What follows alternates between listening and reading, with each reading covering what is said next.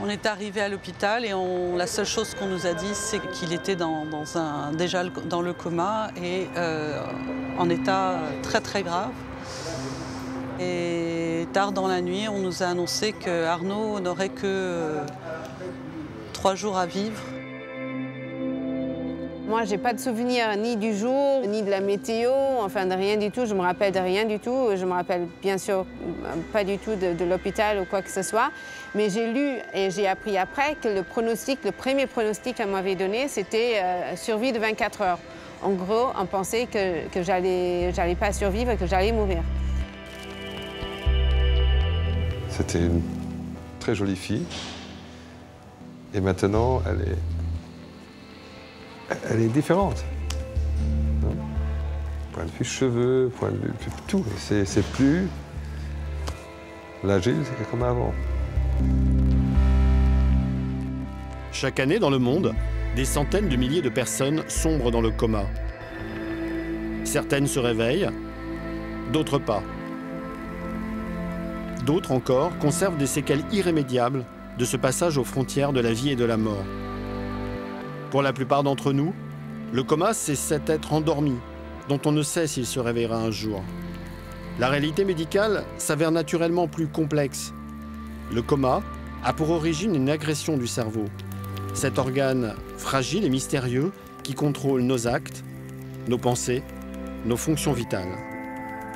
Le coma, c'est une situation où on n'est pas conscient parce que plus réveillable, c'est-à-dire qu'un patient dans le coma, après une atteinte cérébrale grave, ne va jamais se réveiller, ouvrir les yeux, même quand on le stimule.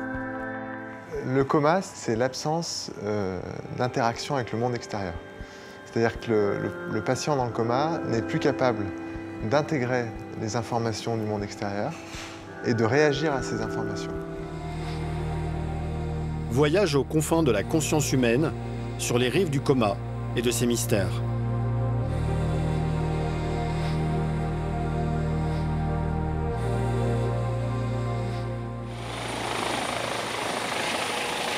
Lorsqu'une personne tombe dans le coma, suite à un accident ou un arrêt cardiaque, tout commence par une prise en charge en urgence. Hôpital Nord de Saint-Étienne, arrivée d'un accidenté de la route. Il s'agit d'un jeune homme qui a sombré dans le coma suite à une chute de moto. Il est emmené directement dans une salle sous l'air d'atterrissage. On l'appelle la salle de déchocage. Elle est où la tête de pression? Il est de la région, oui. C'est ici que les médecins du SAMU passent le relais aux urgentistes. L'équipe médicale prend connaissance de l'état du patient et vérifie ses fonctions vitales. L'objectif est de réduire tout risque de défaillance respiratoire et circulatoire. Non, c'est bon, on a fait exprès de prendre celui-là parce qu'il avait une artère. Tu peux mettre une courbe d'artère, s'il te plaît? Oui. Tout suit, ouais, c'est bon. Sans l'enlever de son matelas coquille, le jeune homme est emmené au scanner pour diagnostiquer ses lésions. Il faut le prendre en traction, ouais. Prêt pour tracter? On tracte. Allez, 1, 2, 3. Chaque partie du corps est scannée. Le jeune homme n'a aucune fracture ou lésion nécessitant une intervention chirurgicale. Mais malgré l'absence de fracture du crâne, il souffre d'un trauma crânien. Un traumatisme avec de micro-saignements, comme ici, en blanc, provenant de la déchirure de vaisseaux à l'intérieur du cerveau. Ces lésions sont à l'origine de sa perte de connaissance. Les saignements entraînent un gonflement du cerveau. Les réanimateurs doivent le prendre en charge le plus rapidement possible. La première opération consiste à poser un capteur de pression au niveau supérieur du crâne. Tu te mets à la limite des cheveux, là, tu vois, par là. D'accord. 2 cm et 2 cm au-dessus de l'oreille. Tu te mets bien sur le côté. T'as senti? Oui, j'ai senti. Ça, c'est ça qu'il faut que tu aies comme sensation. La boîte crânienne est percée pour glisser le capteur à l'intérieur, au contact même du cerveau. Ok, c'est bon. Voilà, parfait. La pression intracrânienne apparaît en violet sur le moniteur. Une pression normale se situe entre 5 et 10. On constate ici une légère hyperpression. Le pronostic d'éveil du jeune homme est favorable. Il devrait sortir du coma dans les jours à venir.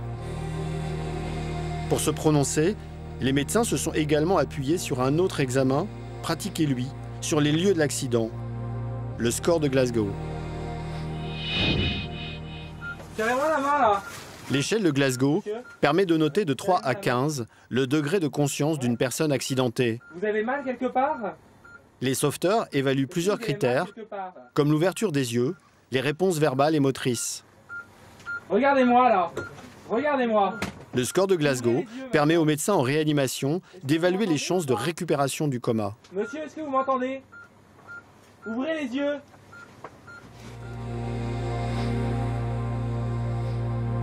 En réanimation, on réinsuffle de la vie aux patients. On les réanime. On leur redonne de l'âme. Certains vont être ramenés à la conscience depuis un coma profond, aux frontières de la mort.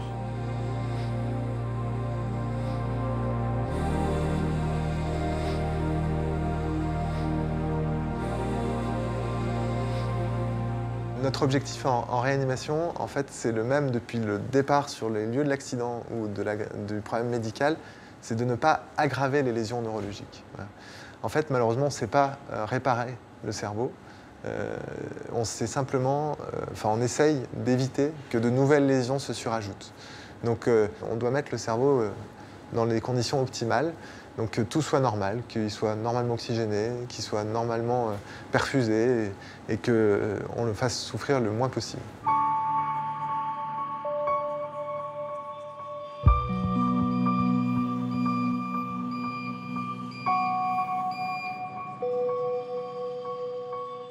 David a 45 ans.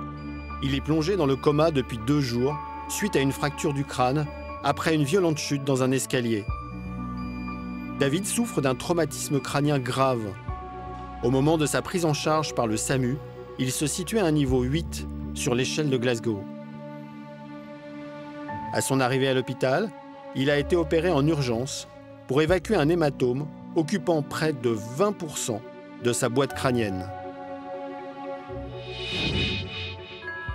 Après l'accident, la pression intracrânienne a entraîné un début d'engagement du cerveau de David dans la seule ouverture disponible, située à la base du crâne, comprimant le tronc cérébral. L'opération qui a été pratiquée pour le sauver s'appelle une craniotomie. Le neurochirurgien découpe un morceau de crâne puis évacue l'hématome. Le volet crânien est remis en place en fin d'opération.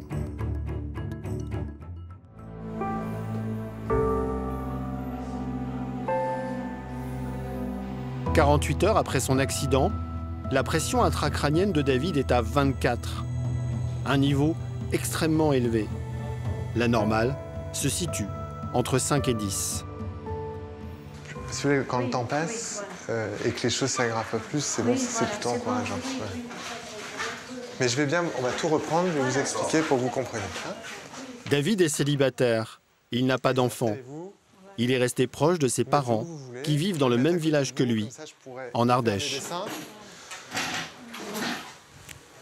Malheureusement, je ne peux pas vous annoncer les bonnes nouvelles qui n'existent pas. Maintenant, s'il ne voit pas, s'il ne parle pas, j'ai pas dit ça. Hein? Oui, non, mais moi, je me le dis. Pour l'instant, on a... Oui. C'est trop tôt pour parler des séquelles. Oui, voilà. Je vous ai dit, on parlera des séquelles quand on aura un peu plus de recul. Hein? Alors, je vous explique. Si vous ne comprenez pas, vous m'arrêtez. Hein? Votre fils, il a eu une fracture de l'os ici. Et il y a du sang qui s'est accumulé ici, de manière importante. Et ça a comprimé le cerveau. D'accord? Le souci, c'est que dans ces situations-là, le cerveau, c'est comme les autres organes. Quand vous prenez un coup quelque part, on a le bleu, et puis dans les jours qui suivent, il y a un œdème, ça gonfle. Et le souci, c'est que si ça gonfle dans ce crâne qui est fermé, eh bien, qu'est-ce qui se passe? Ça fait à nouveau monter la pression. La base du traitement, c'est de l'endormir. Oui, c'est l'endormir, bien sûr. C'est pour ça que depuis qu'il est chez nous, oui, il dort. Il dort. Il dort. On n'est pas sorti de l'auberge. Il y a encore du chemin. Oui. Il y a du chemin de la route à faire. Oh là là là là là. Des mois et des mois. Des jours et des jours d'abord, pour passer la première étape. Oui, mais enfin... Il ne faut pas voir trop loin, je vous ai dit. Oui, des jours, oui, mais enfin, bon, voilà, c'est des jours, oui, comme vous dites. David a été encore plus profondément endormi à l'aide de drogues sédatives. C'est ce que l'on appelle le coma artificiel. Celui-ci est venu s'ajouter au coma naturel dans lequel se trouvait David après son accident. Il permet de diminuer la consommation en oxygène du cerveau, donc le volume de sang qui monte vers la tête. Dans le même but, on a placé David sous une tente réfrigérée pour maintenir sa température à un niveau normal.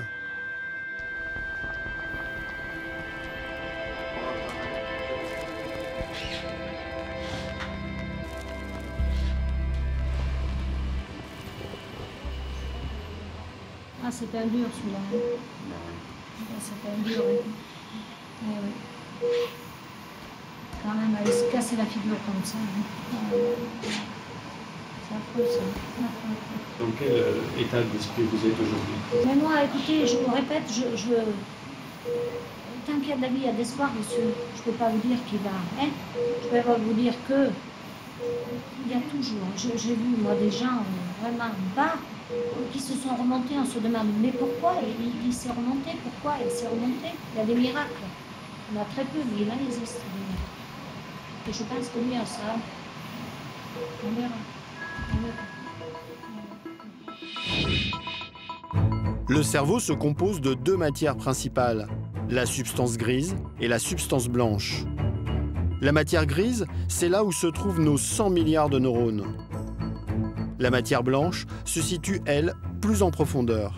Elle est constituée d'axones, des kilomètres de câbles qui relient les neurones entre eux. Les axones établissent des millions de milliards de connexions et sont parcourus par un signal électrique, l'influx nerveux. Il y a deux grandes causes du coma.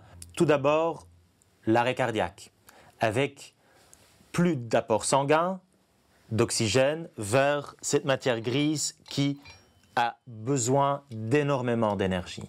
Et donc, si cela dure trop longtemps, les neurones, les cellules nerveuses vont mourir dans la matière grise. Après, vous avez le trauma, où là, chaque cas est différent. Vous pouvez avoir une hémorragie, des contusions, des œdèmes, des gonflements à différents endroits de la matière grise.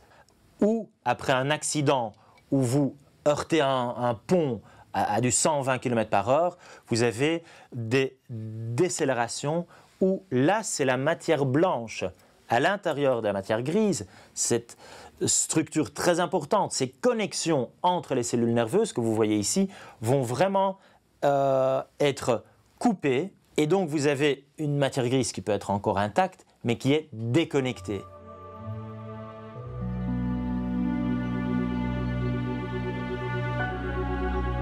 Cela fait 4 jours que David est dans le coma. Toutes ses fonctions vitales sont gérées artificiellement. Il est nourri par une sonde nasale qui descend dans son œsophage. Sa respiration est dépendante d'une machine, le respirateur artificiel. Avec lui, les médecins gèrent précisément l'oxygénation et le niveau de CO2 de son sang. 20% de la consommation en oxygène du corps humain est absorbée par le cerveau. Le respirateur artificiel a donc un rôle essentiel. C'est d'ailleurs grâce à cette machine que la réanimation a été inventée.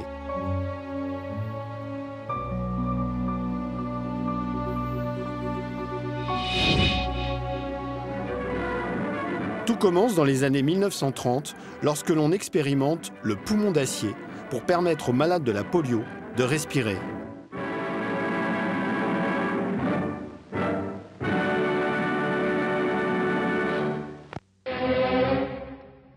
Et dans les années 1950, on invente le respirateur artificiel moderne.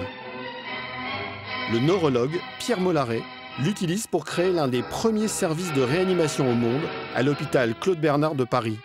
Pour la première fois, on parvient à sauver des patients plongés dans un coma profond. Tous les malades qui vont être sous respiration artificielle par voie intratrachéale vont tous avoir une canule de ce genre. Il témoigne dans l'émission médicale d'Igor Barrère et Étienne Laloux, qui filment les premiers patients réanimés. Donc il s'agit là de quelqu'un qui est actuellement dans le coma. Un coma toxique pour lequel il a fallu réaliser également la trachéotomie. Mais combien de temps reste-t-il dans le coma? 2 jours, 2 semaines, 2 mois et plus. Non. Dans un nombre important de cas, après des délais qui sont très variables, parfois très longs, nous avons la joie profonde de voir quelqu'un renaître avec le monde extérieur. Avant l'apparition du respirateur artificiel, la seule cause de décès était l'arrêt du cœur. Cette machine a fait apparaître une autre forme de mort, la mort cérébrale, ce que l'on a appelé à une époque le coma dépassé. Cet homme semble être dans le coma. Son cœur bat toujours, il est sous assistance respiratoire. C'est la machine qui maintient l'oxygénation de son corps. Et pourtant cet homme est mort. Son cerveau est détruit. Il est en état de mort cérébrale. Même si ce patient n'a plus aucune activité dans son cerveau, les médecins doivent apporter les preuves de la mort avant de signer l'acte de décès. Parmi les critères diagnostiques de mort encéphalique, on doit s'assurer qu'il n'y a plus de ventilation spontanée. On va débrancher le respirateur et on va pouvoir constater qu'il n'y a plus aucun mouvement thoracique. Le respirateur à peine débranché, les mouvements de la poitrine s'arrêtent.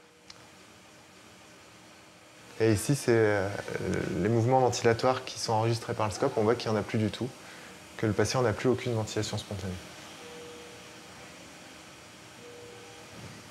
Et lorsqu'on rebranche la machine, les mouvements respiratoires reprennent.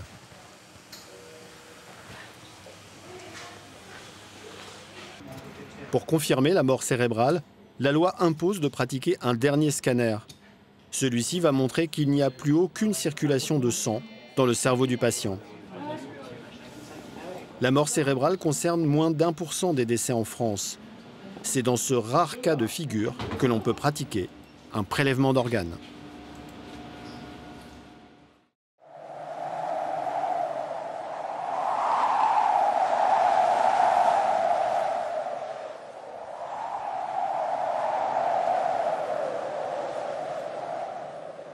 Dans l'imaginaire collectif, la fin du coma est associée à la sortie du sommeil. On pense à quelqu'un qui ouvre les yeux, qui parle, se lève et reprend très vite une vie normale.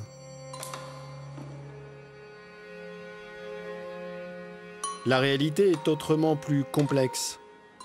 L'ouverture des yeux n'est que l'un des prémices de l'éveil.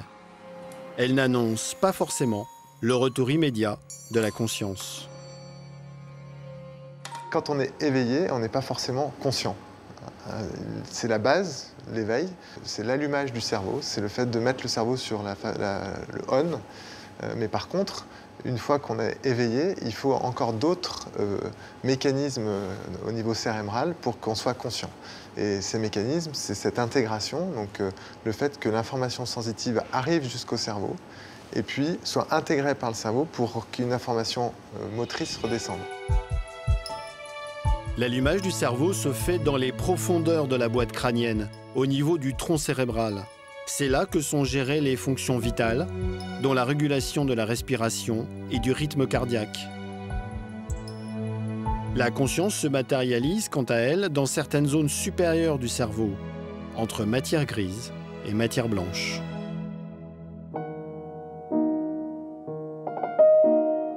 Cela fait 13 jours que David a eu son accident.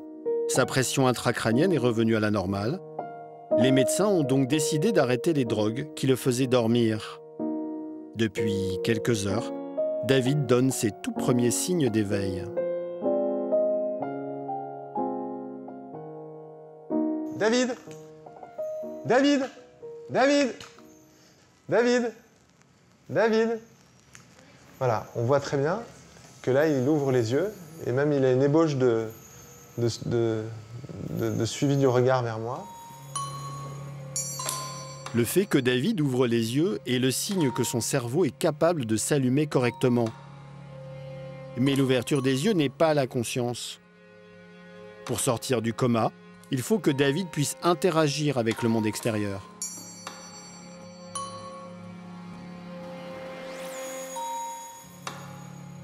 On passe à l'étape d'après, où on va lui appliquer une stimulation douloureuse Et on voit que là, il a clairement une réaction adaptée à la douleur, qui a une réaction de retrait. Donc ça, c'est un niveau qui est bon.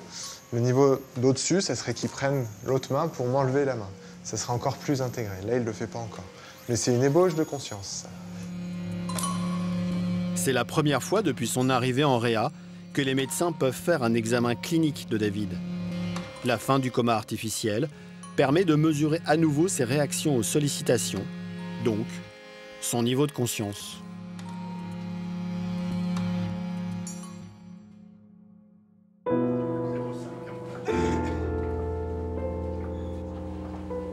Deux semaines ont passé depuis que David a ouvert les yeux pour la première fois. Ce début d'éveil avait laissé place à une nouvelle phase d'inconscience. Mais depuis quelques heures, David progresse de nouveau et parvient à respirer sans assistance.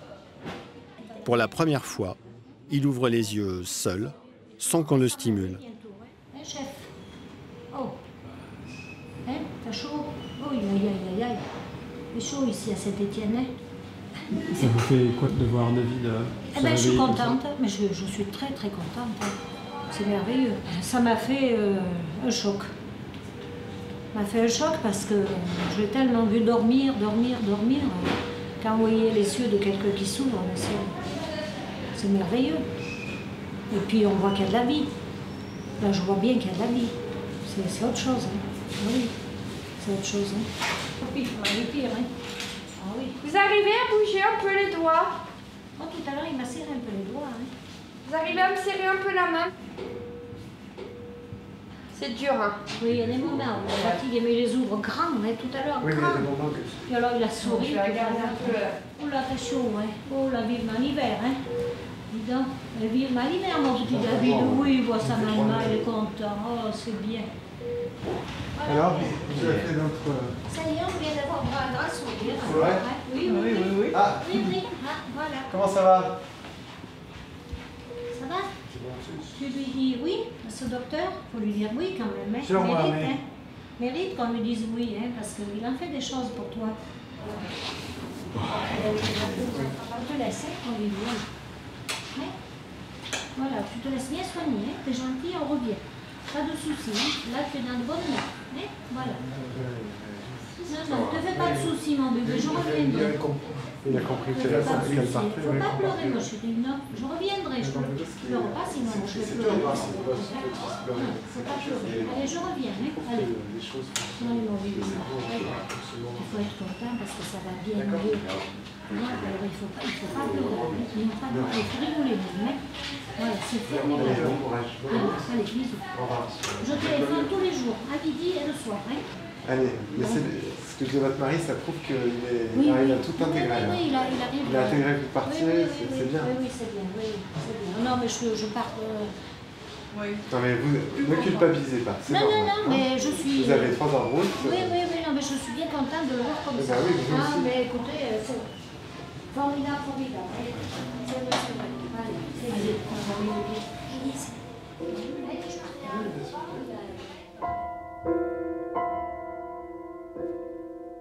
Les sourires et les larmes de David sont les manifestations de son retour à la conscience, avec des réactions de plus en plus élaborées.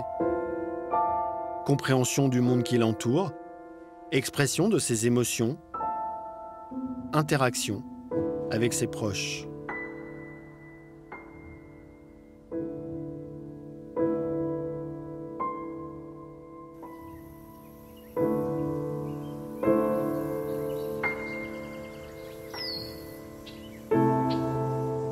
L'éveil, la sortie du coma, c'est aussi cette lente reconstruction, ce retour vers les fonctions de relation. Cette conscience de soi, cette conscience des autres et du monde extérieur, qui constitue l'essence même de l'existence.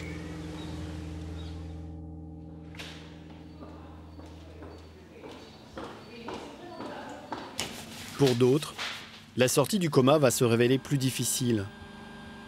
Malgré un début d'éveil et l'ouverture des yeux, certaines personnes ne vont recouvrer que quelques bribes de conscience.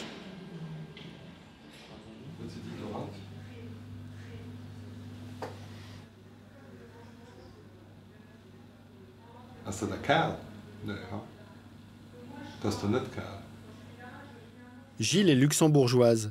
Elle a 27 ans. Elle ne parle plus. Son corps reste inerte.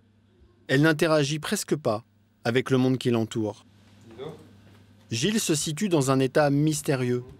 Elle semble éveillée, puisque ses yeux sont ouverts et qu'elle alterne des cycles de veille et de sommeil. Mais Gilles ne présente plus que d'infimes signes de vie consciente, même lorsqu'elle entend la voix de son père.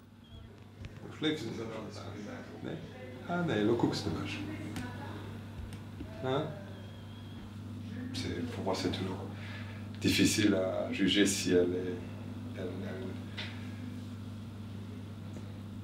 se perçoit quelque chose.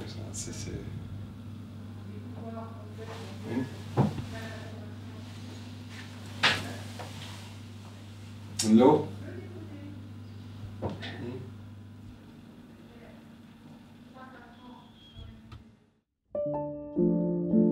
Gilles était éducatrice dans un foyer pour personnes handicapées. Il y a 6 mois, elle a sombré dans le coma suite à une hémorragie cérébrale. Depuis, sa vie semble s'être arrêtée, presque en suspens. Gilles a gardé ses amis. Ses parents, son conjoint, viennent la voir chaque jour.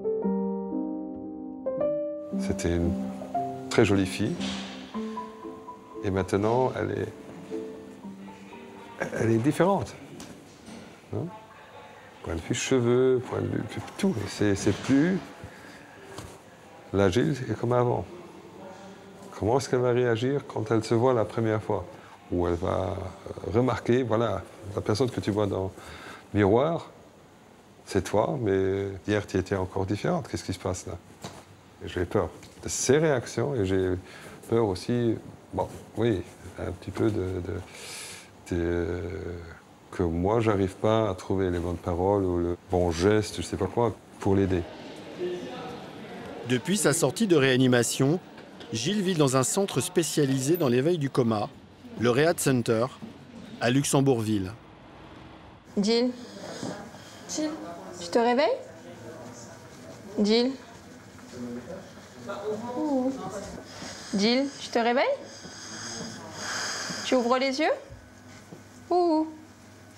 Pour vivre, Gilles n'a pas besoin d'assistance médicale lourde. Elle respire naturellement. Sa trachéotomie a été maintenue pour des questions de sécurité. Allez, ouvre les yeux. Gilles est juste nourrie et hydratée avec une sonde qui entre dans son estomac, car elle ne parvient plus à déglutir correctement. Gilles fait partie de ces personnes dont l'éveil du coma s'est interrompu. Un état difficile à concevoir. Quand vous êtes dans le coma, vous avez une atteinte au niveau de votre matière grise, qui est très sensible et qui, chez certains patients, ne va pas malheureusement récupérer. Alors que des structures plus profondes, quand on ouvre le cerveau, vous avez entre la matière grise et la moelle, le tronc cérébral, qui lui est plus ancien dans l'évolution de notre espèce et plus robuste aussi, et qui peut donc récupérer un bon fonctionnement sans que la matière grise suive.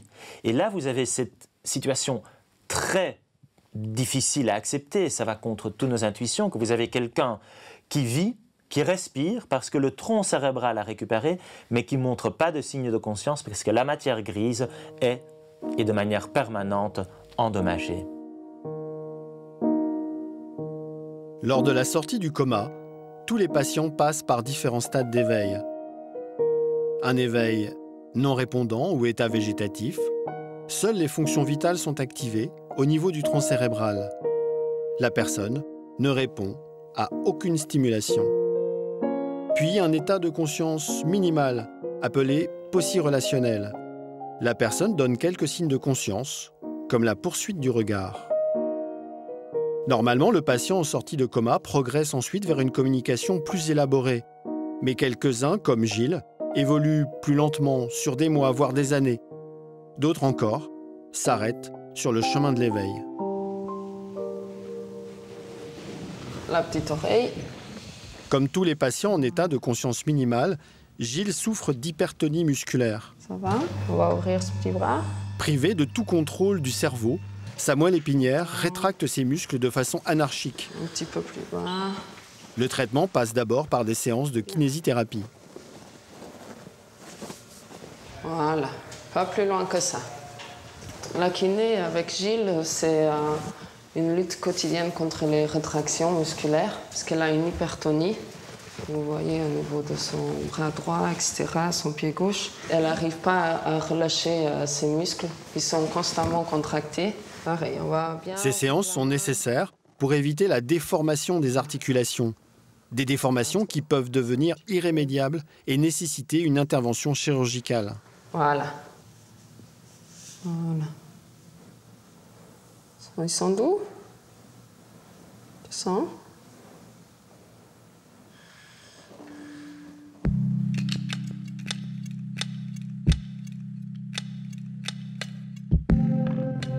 Mais la médecine reste démunie face aux patients en état végétatif et de conscience minimale.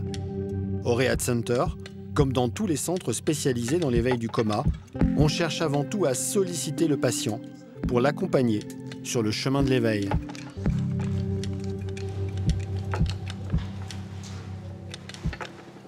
On avance vraiment dans le doute permanent, dans les hypothèses, et on recherche toujours l'interactivité dans la relation. Donc ce fil qui est fragile, qui se nourrit de symptômes, au départ, voilà, d'une mimique qui change, qui passe de rétractée à indifférente, voire sereine, voire un petit peu souriante dans certains moments. Donc on s'accroche un petit peu à ces petits signes. On pince un peu le nez, là. Comme ça, là. Depuis quelques jours, Gilles manifeste de tout petits signes de présence. Là, elle nous regarde, elle nous entend. On voit bien qu'elle est là, dans la pièce avec nous. Disons, ces 10 derniers jours, on a monté une marche, hein, ne serait-ce que sur le visage. Hein. Le visage, c'est frappant. Oui. C'est frappant. Le visage était complètement indifférent. Là, elle est expressive. Hein.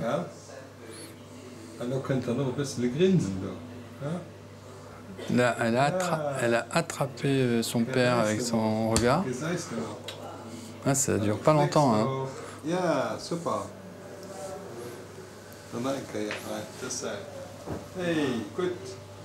Là, c'est plus qu'un éveil, c'est un retour à la conscience. Ah oui, mais ça, la conscience, c'est encore loin, parce qu'il faut être conscient de son état. Donc l'éveil, c'est le tout début de la mise en charge des autres fonctions. C'est vraiment le premier palier.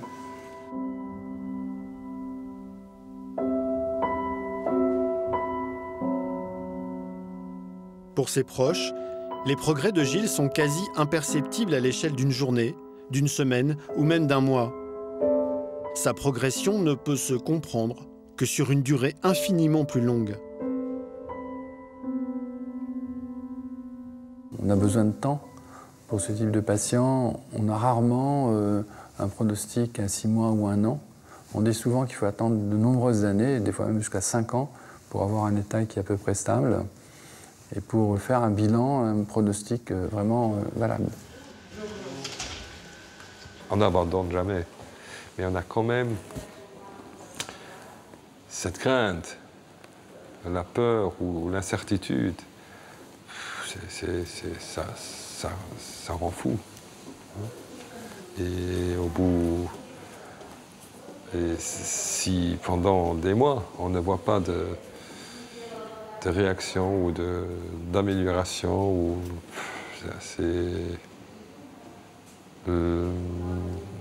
l'espoir, on l'a toujours, mais la peur devient plus importante. L'incertitude, la peur, etc. Ouais, c'est... Vous avez conscience que ça peut prendre encore vraiment des mois? Même des années. Même des années. Et on a le temps. Yeah.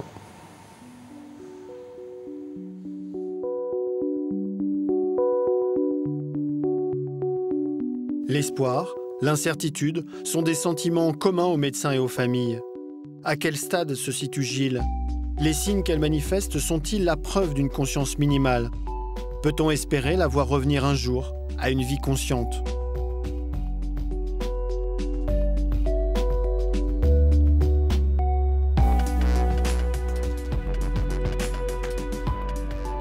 Lorsque le doute persiste, les patients du Rehab Center sont envoyés au CHU de Liège. Le service de neurologie y reçoit des hommes et des femmes qui n'ont jamais récupéré de leur coma. Des patients en provenance du monde entier. C'est ici que Gilles est venu passer une semaine de tests. Des examens complexes dont la finalité est de traquer jusqu'aux plus petits signes de conscience dans son cerveau.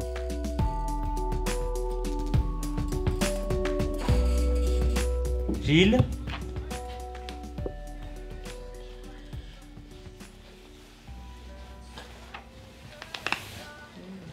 Le professeur Steven Lorès et son équipe du Coma Science Group font référence dans la recherche sur les états altérés de conscience. Et donc là, pour le moment, il y a kiné tous les jours. Donc vous pouvez demander de fermer les yeux.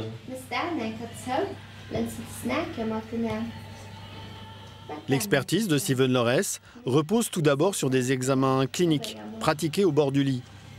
Tous les matins, son équipe va tester le niveau de conscience de Gilles en se basant sur la CRSR, une échelle de récupération du coma. Bonjour. Bonjour Gilles. Moi je suis neuropsychologue. Gilles bouge la tête. Cette échelle a été conçue pour distinguer les patients en état végétatif des personnes en état de conscience minimale. Gilles serre ma main. Gilles regarde la tasse. Elle se fonde sur différents critères, comme la reconnaissance des objets, le suivi du regard dans un miroir ou les réflexes de sursaut au bruit.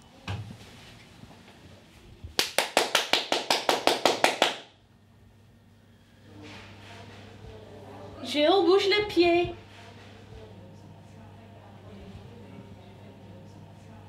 Gilles encore une fois. Bouge les pieds. Oui.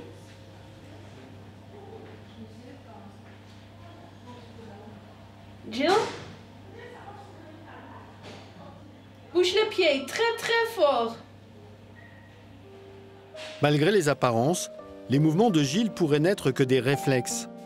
Selon la CRSR, Gilles serait dans un état végétatif. Mais cet examen présente aussi ses limites.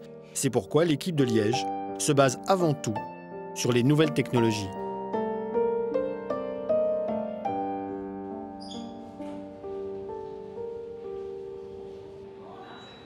Tout va bien, ok? Tout est normal. Tout va bien. Donc, je reste près de vous. La neuroimagerie fonctionnelle permet d'observer l'anatomie d'un organe, mais aussi son activité. Premier examen pour Gilles, le PET scan. Avant le passage dans le scanner, les médecins ont injecté à Gilles du glucose marqué par un produit radioactif. La moitié des glucides consommés par un être humain servent à alimenter son cerveau.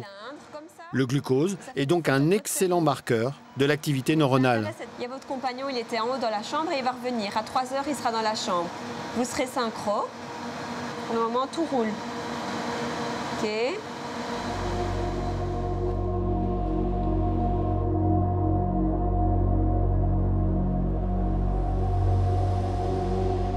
En rouge et orange apparaissent les zones qui consomment le plus de glucose. Ce sont celles qui fonctionnent encore. En vert et bleu, les parties du cerveau dans lesquelles les neurones sont morts. À gauche, un cerveau sain sur lequel la consommation de glucose se répartit de façon homogène. À droite, le cerveau de Gilles. On voit donc, avec l'examen du PET scan, quelque chose de surprenant. C'est-à-dire que l'examen montre qu'il y a encore des régions dans le cerveau qui fonctionnent. Nous voyons que le côté droit montre une activité très réduite, alors que le côté gauche a une activité proche de la normale. Ça veut dire en fait qu'il y a la moitié du cerveau de la patiente qui fonctionne. Est-ce qu'on peut dire ça comme Tout ça? à fait. Donc vous le voyez ici aussi, les régions qui sont plus noires consomment plus de sucre, plus de glucose, et on voit vraiment que c'est tout l'hémisphère, tout le côté gauche qui a une activité préservée. Donc il y a une forme de conscience et que le diagnostic clinique végétatif non répondant ne serait pas correct. Une partie des neurones de Gilles s'active toujours, transformant la matière de son cerveau en pensée subjective. Gilles ne serait donc pas en état végétatif, mais bien en état de conscience minimale.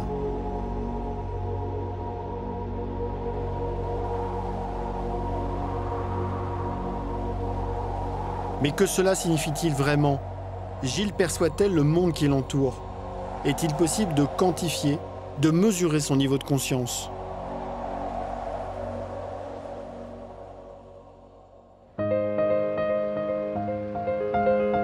Deux jours plus tard, les médecins poursuivent leur investigation du cerveau de Gilles avec l'IRM. L'examen comprend deux types de séquences. Tout d'abord, la réalisation d'images anatomiques du cerveau. Celles-ci apparaissent en direct sur les écrans. Puis des séquences d'IRM fonctionnelles. L'IRM fonctionnel permet d'observer la consommation d'oxygène de certaines zones du cerveau lorsque celles-ci sont stimulées. Alors maintenant, on va vous faire écouter votre musique. Donc vous bougez pas et vous écoutez bien votre musique. En faisant écouter à Gilles l'une de ses chansons préférées, l'équipe tente de stimuler dans son cerveau les zones de l'émotion et de la mémoire.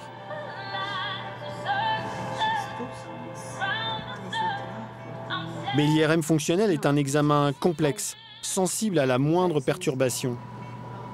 Pour Gilles, cette séquence ne va rien donner, probablement en raison de petits mouvements de sa tête. Mais cela ne signifie aucunement qu'elle soit restée insensible à la musique.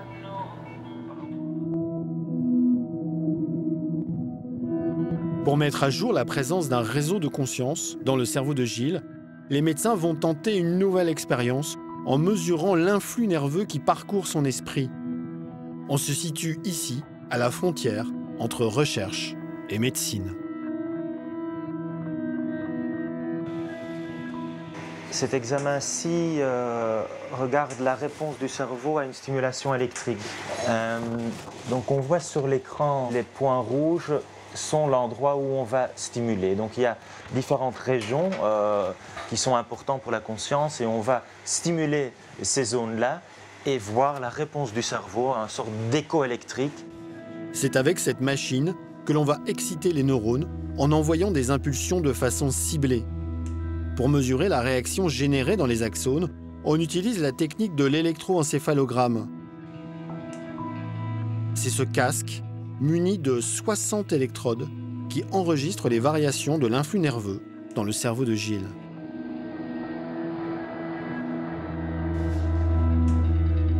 Après, il y a des calculs compliqués qui permettent de réduire toutes ces réponses à un seul chiffre.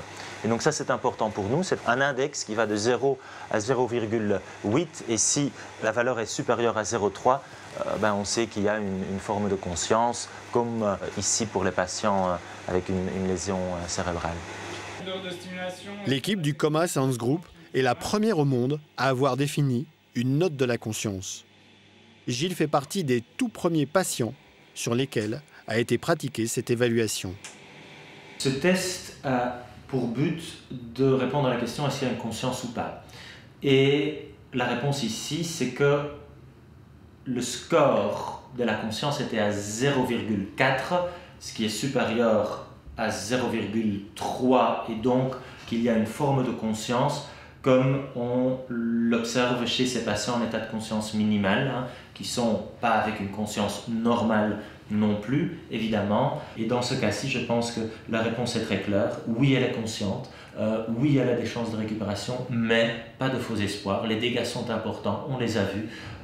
Et maintenant, dans les 6 mois qui viennent, se mettre dans les meilleures conditions pour qu'elle puisse aller le plus loin possible. Espérer une communication, oui. Est-ce que c'est garanti? Non.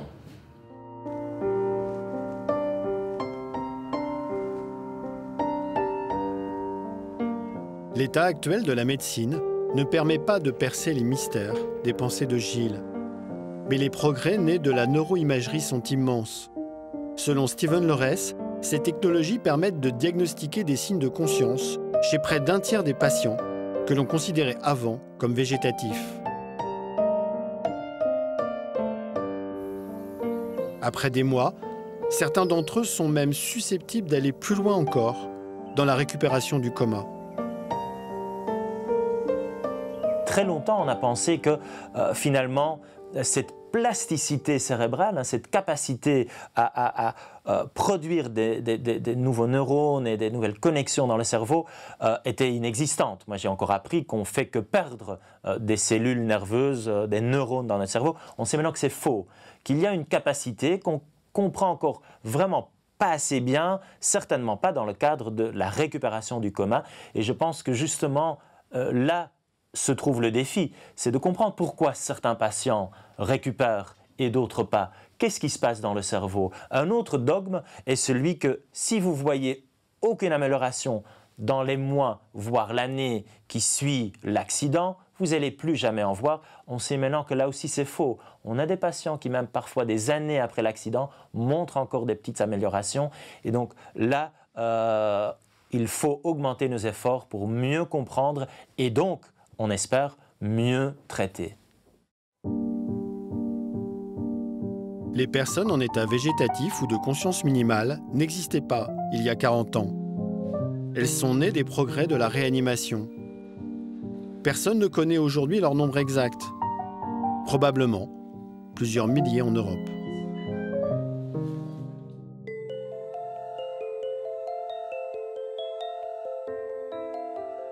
Voilà, monsieur. Il y a vos parents qui arrivent. Alors? Regardez. Ça va? Oh, mais c'est pas vrai. Ah, t'es bien réveillé, là. Oh, voilà. Alors, mon petit David, super. Dis, oh, ben, tu es impeccable ici. Je sais pas ce qu'ils t'ont fait, mais ils t'ont ressuscité. Un bisou. Oh, mais c'est bien, c'est bien, c'est bien. Tu me vois bien, tout? Oui, tu me vois bien, impeccable. Voilà. Depuis son accident, il y a 1 mois et demi, David a continué de progresser dans son éveil du coma. Ses fonctions vitales sont stabilisées. Il quitte aujourd'hui le service de réanimation. Montrez à votre maman comment vous bougez le bras là. Montrez à votre maman ce bras là. Fais voir ton bras. Montrez comment vous bougez. Non, l'autre, l'autre. Celui-là, celui-là, oh pardon. Celui-là, celui. Celui-là. Allez, monte ton bras là, fais voir un peu. Il le bouge un peu. Oui, il le bouge un peu. Il le bouge un peu. Les doigts. Ah d'accord. Ouais, ça récupère un peu. Ça récupère. C'est bon signe. Oui, oui, ça progresse. Voilà. Ça progresse. Voilà. Tu vas aller en rééducation maintenant, hein. Voilà. Alors tu n'auras pas les mêmes personnes qui s'occuperont de toi, mais ça fait rien. Ça sera pareil, hein. Ça sera la même chose, hein. Voilà, voilà. Moi, je vous accompagne pas. Hein. On se serre la main? Bon courage pour la suite. Hein, et on est bien content de vous voir partir comme ça. Par contre, vous nous promettez de revenir. Hein. Ah oui, oui. Ah oui, allez. Oui, mais pas dans les conditions. Au revoir. On reviendra, mais pas dans les conditions. Je vous dis au revoir, madame. Non, merci oui, pour au tout, revoir. docteur. Vous avez été très gentil.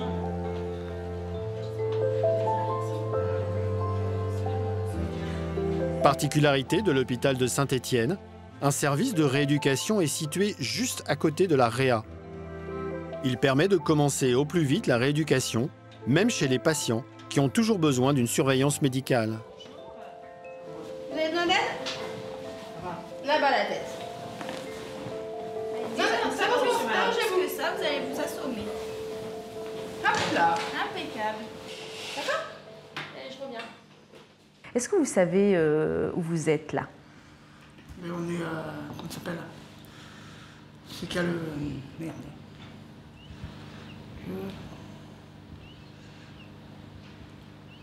Si, je crois qu'il s'appelle. Comment? Ah, comment il s'appelle le mec? Ah, bon. Alors, on est au CHU de Saint-Étienne. On est à l'hôpital Nord, à Saint-Étienne. Et vous, vous habitez où? On est à Vals. À Vals? Sur Aubenas, oui. Sur Aubenas. D'accord, d'accord. Très bien. Est-ce que vous pouvez me dire quelle année nous sommes? On a... À votre avis? On est en 1968. Vous êtes né en quelle année? En 38. En 38? En 1938, vous êtes sûr? On va vous dire. Il est né en 1968. Alors, vous êtes né en 1968 et nous sommes en 2014. Voilà. Donc, vous êtes un petit peu perdu. Là, c'est même plus. Eh oui, ne vous inquiétez pas, on va bien s'occuper de vous. Et puis, vous allez vous retrouver vos idées petit à petit. Hein, les choses vont se remettre en place tout doucement. D'accord? Cette désorientation comme ça du patient après un coma, c'est courant? Oui, moi j'ai pour habitude de dire qu'on ne se réveille pas d'un coma comme on se réveille d'un sommeil. Hein, on ne retrouve pas toutes ces capacités cognitives ad integrum du jour au lendemain. Donc cette période d'amnésie qu'on appelle amnésie post-traumatique peut durer plus ou moins longtemps. Parfois, elle passe tellement vite qu'on a à peine le temps de l'évaluer. Et puis parfois, elle dure beaucoup plus longtemps, parfois très très très très longtemps. Les moments qu'on est en train de vivre, David ne s'en souviendra pas? D'après les éléments dont on dispose, à mon avis, non, il ne s'en souviendra pas. Enfin, on lui demandera, hein, mais a priori, il ne les imprime pas, il ne les intègre pas au jour d'aujourd'hui. La sortie du coma passe invariablement par cette période d'amnésie post-traumatique. Le patient est confus, désorienté, incapable de mémoriser de nouvelles informations. Il peut également avoir oublié des pans entiers de sa vie passée, des visages, des événements. Quant à la période du coma, celle-ci semble avoir disparu à jamais dans une forme de trou noir. Les hallucinations, les rêves que l'on assimile parfois à des expériences de mort approchée ne seraient que les effets des drogues administrées au patient pour le plonger dans un coma artificiel.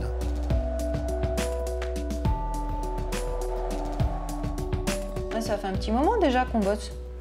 David doit maintenant retisser des liens avec son passé, au-delà de la cicatrice profonde laissée par son coma. Votre mot. On est jeudi. D'accord. Vous êtes employé de mairie? Et donc vous êtes cantonnier? Ouais. D'accord. Ouais. Ok. Et qu'est-ce que vous aimez faire dans la vie, David? Tout? Ouais. Quand vous avez du temps libre, vous faites quoi? La pêche à Saint-Quentin. À Saint-Quentin? Oui, ouais. Alors la pêche? Ouais, à Saint-Quentin, c'est ça? Oui, oui, oui. D'accord. La pêche à la ligne? Ouais, ça arrive. À la mouche, à la cuillère? Ouais, ouais. Ah ouais, c'est la pêche. À la pêche, oui. La pêche. C'est sur ces petits riens de la vie d'avant que les médecins vont s'appuyer pour aider David à retrouver ses repères. Ok. C'est bien. David arrive à évoquer des choses de sa vie quotidienne. Qu'il aime aller à la pêche, des choses comme ça. Ouais. Et puis alors, ça vous parle, la pêche. Et puis c'est votre sport. Donc ça, c'est bien, parce que voilà, on voit s'il y a encore des petits liens qui sont entre maintenant et avant, qui passent par-dessus ce trou du coma. Et donc, pareil, bah là, c'est avec la famille aussi, on essaye d'enrichir ensuite pour bien retisser ce avant et ce après, pour que ça devienne un petit peu un continuum, en sachant que le trou, il va rester. Au cours de sa rééducation, David va peu à peu restructurer ses souvenirs, retrouver une perception globale de son corps. Ce qui est là, c'est derrière. Il va devoir réapprendre les gestes les plus simples, se réapproprier des sensations oubliées. De la bouche? Ça vous fait plaisir? Ouais, pas mal. Pour David, c'est une forme de renaissance. On continue? Pas trop serré? Faites voir le pied droit. Cela fait plus d'une semaine que David a commencé sa rééducation. Ça tourne? Ouais, on va prendre le temps.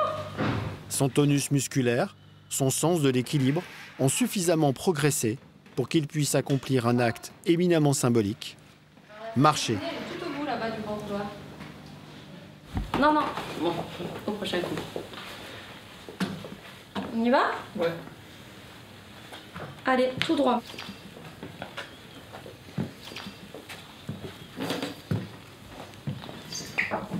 Voilà, soulevez bien le pied droit. Allez-y, on tourne. Ça fait du bien, putain, c'est mieux qu'avant. Hein. Avant, c'était la merde avant, que maintenant, c'est de pire en pire. C'est de mieux en mieux, plutôt. Ah ouais, allez. Allez. Allez, écartez bien vos pieds. Ces premiers pas, si importants, ne constituent qu'une première étape. Il reste à David un long chemin à parcourir. Tournez pour pouvoir vous asseoir. Des mois de rééducation pour recouvrer une conscience, une autonomie qui lui permettront de revenir un jour au monde du dehors. Voilà, prenez la coudoir. Super. Ça fait du bien. C'est pas mal. Vous remettez les cale-pieds? Ouais.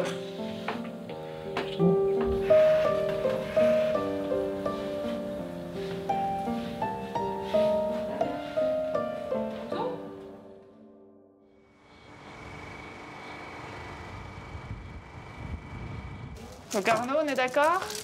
Je vous aide pas, vous faites comme si j'étais pas là. Comme si j'étais pas là. Arnaud a été victime d'un traumatisme crânien.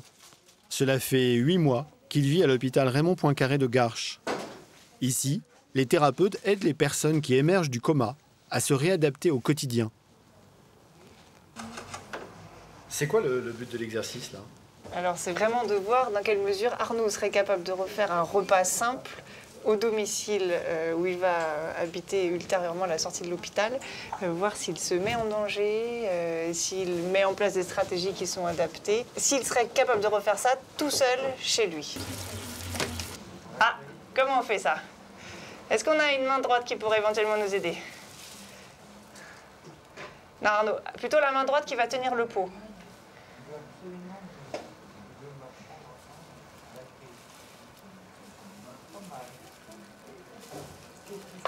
Ah, c'est formidable. Voilà. Arnaud a vraiment tendance à sous-utiliser cette main qui commence à avoir une très bonne récupération fonctionnelle et il a tellement l'habitude de se servir de la gauche que du coup il oublie complètement de se servir de cette main droite. Voilà. Arnaud a mis des mois pour recouvrer l'usage partiel de son bras droit. Il souffre également d'aphasie, c'est-à-dire de graves troubles du langage, et présente des difficultés d'organisation.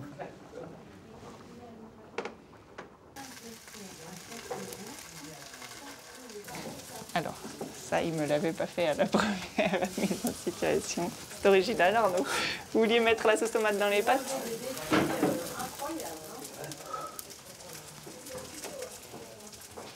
C'était pas là qu'il fallait le mettre? Il fallait le mettre où, la sauce tomate? Une fois qu'elles étaient... C'est pas très grave, Arnaud. Ça va être bon quand même. Le type d'erreur que vient de commettre Arnaud, c'est que ça peut s'expliquer comment? Il y a plusieurs explications, je pense. Il y a d'une part, comme on disait Arnaud au départ, il avait un trouble qu'on appelait apraxie, c'est-à-dire ne plus savoir se servir des objets simples de la vie de tous les jours. Et pour des choses un peu plus élaborées, ça peut encore perdurer. Là, c'est aussi lié à un trouble attentionnel, parce qu'Arnaud, à peine il a vu que j'ai tiqué, il s'est dit mince, j'ai fait une erreur, et tout de suite il s'est rendu compte que c'était pas comme ça qu'il aurait dû faire. Donc peut-être un peu de précipitation en plus. Qu'est-ce qu'il y a, Arnaud? Ça vous convient pas, est-ce que vous avez sorti comme... Mais si ça vous convient pas, essayez de trouver autre chose. Aude, c'est quoi ceci là? Je pense qu'Arnaud cherche une passoire. C'est ça, Arnaud? Pour égoutter les pâtes. Vous cherchez quelque chose pour verser la casserole de pâtes.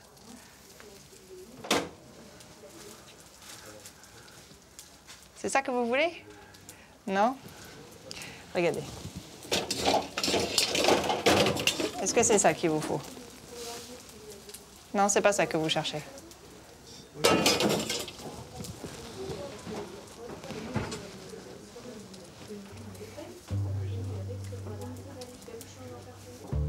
Allez, bon appétit. Alors? Trop cuit? Vous ne referez pas l'erreur deux fois. Voilà. À la vôtre. Après un coma, la rééducation ne permet pas de revenir complètement à la vie d'avant. Le travail de réadaptation ne fait qu'accompagner un processus naturel de restructuration des cellules, toujours vivantes, dans le cerveau. De façon très naturelle, les cellules qui ne sont que endormies vont se réveiller petit à petit. Ce que le cerveau essaye de faire à ce moment-là, c'est utiliser ces cellules qui fonctionnent bien, les cellules bien vivantes, pour compenser les cellules qui fonctionnent moins bien, qui sont abîmées. Par exemple, au niveau de la motricité, une cellule qui s'occupait beaucoup d'une partie de l'avant-bras va peut-être pouvoir se détourner un petit peu pour s'occuper plutôt de la main et donner de la fonction au niveau de la préhension.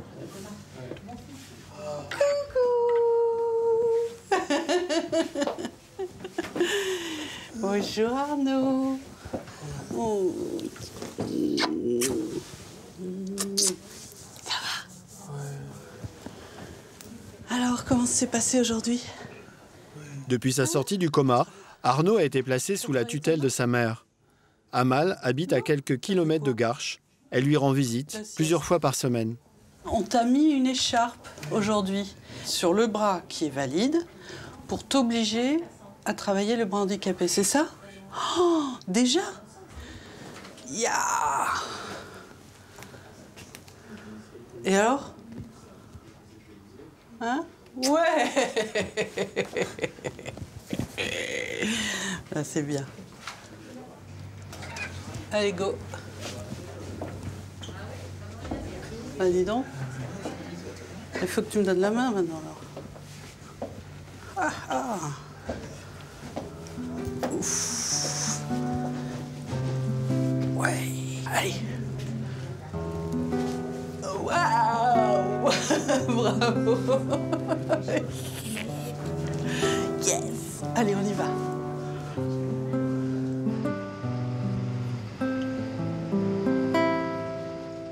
Arnaud était bûcheron élagueur à la ville de Paris. S'il est aujourd'hui dans cet état, c'est suite à une agression le jour de ses 27 ans. Un seul coup de pied à la tête qui a provoqué un traumatisme crânien. Arnaud est resté 7 semaines dans le coma, entre la vie et la mort. Vu tout ce qu'on nous avait dit, on espérait qu'il soit peut-être dans un fauteuil et ça, c'était chouette. Parce que entre marcher et pouvoir communiquer, puisque c'était ça le challenge en fait, c'est qu'est-ce qui est essentiel après un tel accident, d'une telle gravité, qu'est-ce qui est essentiel? Est-ce que c'est qu'il puisse voir, ou entendre, ou comprendre et répondre, participer à la vie?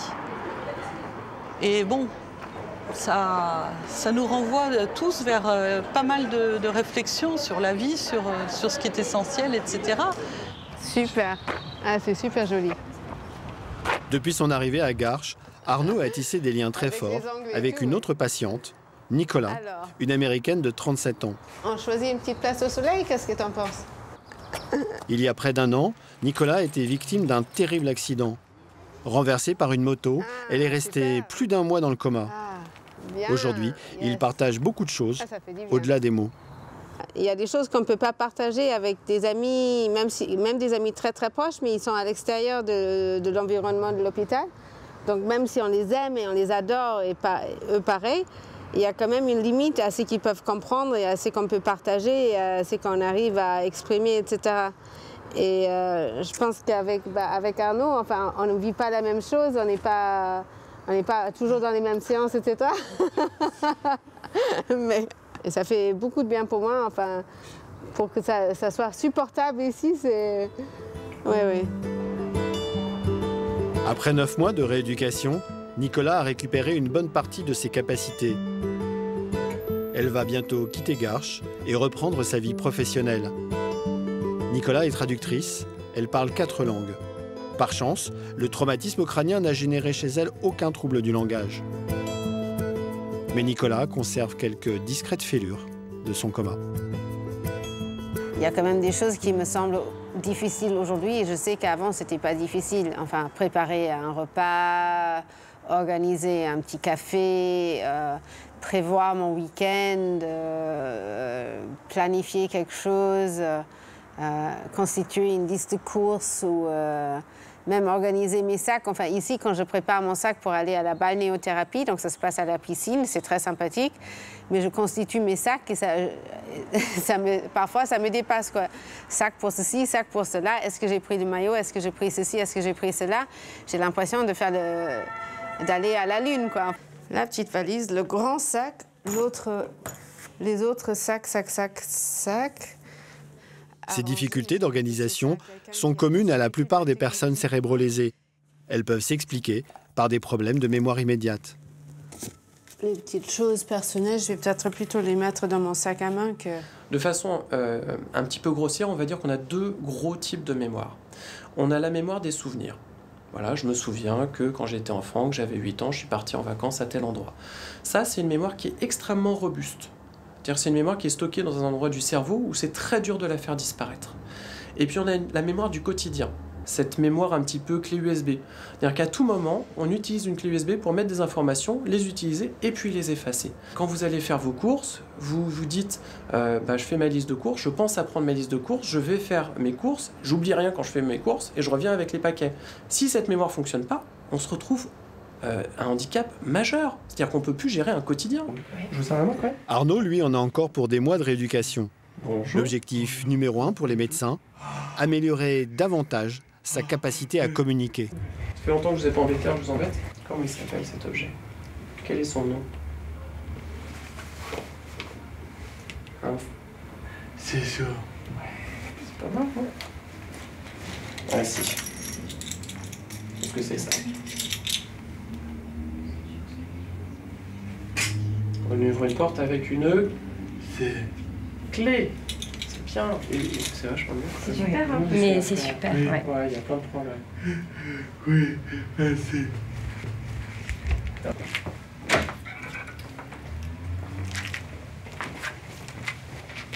Il y a eu des gros progrès au niveau de la parole. On est parti d'un stade où monsieur ne comprenait pas la question. C'est-à-dire qu'on n'en était pas à essayer d'articuler des mots, il ne comprenait pas la question. Donc maintenant, il y a une compréhension qui est bonne, qui nécessite d'être un peu étayée. C'est-à-dire qu'il faut avoir des indices. Et au niveau de trouver les mots dans la bibliothèque, on a tous une bibliothèque avec tous les mots qui sont rangés.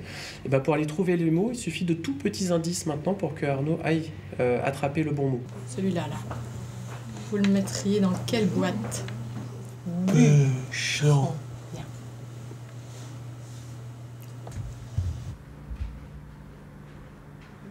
Aujourd'hui, Nicolas quitte l'hôpital de Garches. Et on va regarder Facebook. J'ai déjà mis à jour mon statut 3 fois aujourd'hui, je pense. Donc, hop. Elle s'en va de cette petite chambre où elle a passé de longs mois, loin du monde extérieur. J'ai mis un petit lien sur YouTube pour la chanson It's a New Dawn, It's a New Day, It's a New Life. Da da da da, and I'm feeling good. Dun, dun, dun, dun, dun, dun, dun, dun, dun. Et voilà, parce que ça exprime bien aussi. Et j'ai envie de partager ma joie avec du monde et avec mes amis surtout.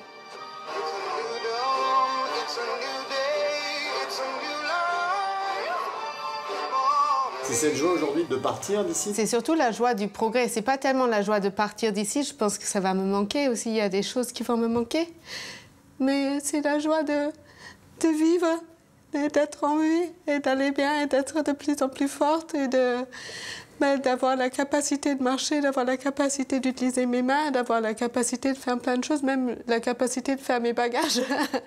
ça me remplit de joie, ça me fait un bien fou. Et donc, je suis aussi contente de... C'est surtout cette joie de progression. Je pense que c'est une sensation très concrète maintenant de progression. Coucou, ça va? Oh, il y a un repas qui arrive, yippee! Hello, hello. Hello, hello, how are you? Fine, thank you, and you? Good, thank you very much. Fantastic, great, thank you. Wow, bon appétit! Le dernier repas à l'hôpital, après, voilà. Je vais t'appeler, je vais te raconter tout ce que je fais. J'ai envie de voir tous tes progrès aussi. Oui, non, mais t'en fais plein. Déjà, là, t'en fais plein. Donc, j'ai envie de te voir continuer à faire des progrès, carrément. Mais comment tu fais? C'est incroyable. Vachement bien. Si toi, tu peux le faire, moi aussi, je peux le faire. Attends, moi, je le fais avec la droite, hein. Mais... oui. Eh ben oui. J'ai envie de le jeter par la fenêtre.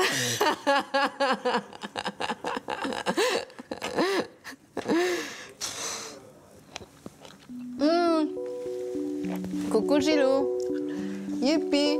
On termine notre repas de star. C'est mon ami Gilles qui vient me chercher avec la voiture et tout ça. Arnaud. Allez, c'est parti. Durant les prochains mois, Nicolas va poursuivre sa rééducation près de chez elle en rentrant tous les soirs à la maison. Après un coma, la reconstruction d'une personne ne peut s'accomplir que sur plusieurs années, sans qu'il soit toujours possible de revenir à la vie d'avant. Lors de lésions graves du cerveau chez la personne jeune, on compte seulement 25% de reprise du travail, 3 ans après la fin de la rééducation. Arnaud, à la prochaine. Ben oui. Bon, on se reverra bientôt. Oui. Ok.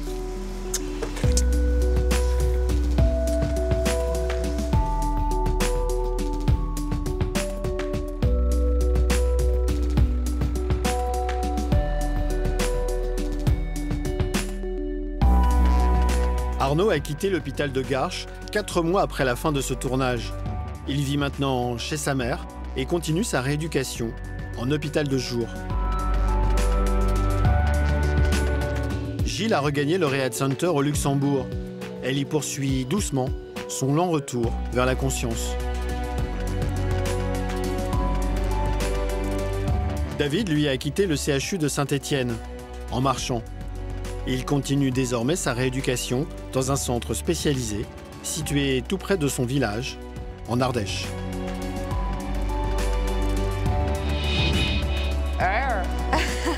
Je vois que vous êtes contente. Ah tiens. Oh là Yippee. là. Ouais. Bravo.